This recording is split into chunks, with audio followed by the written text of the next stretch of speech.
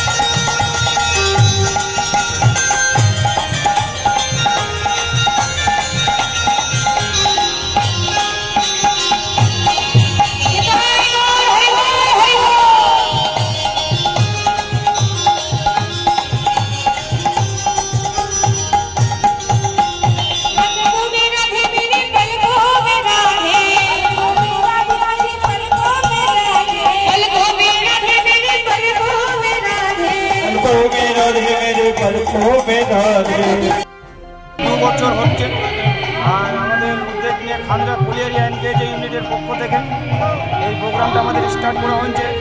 হয়তো আমাদের জেপি গভর্নমেন্টের খান্দ্রা এনকেজি জলঘরপাড়া, আর প্রোগ্রামটা করছে আমাদের সমস্ত কোলিয়ারিবাসী মিলে।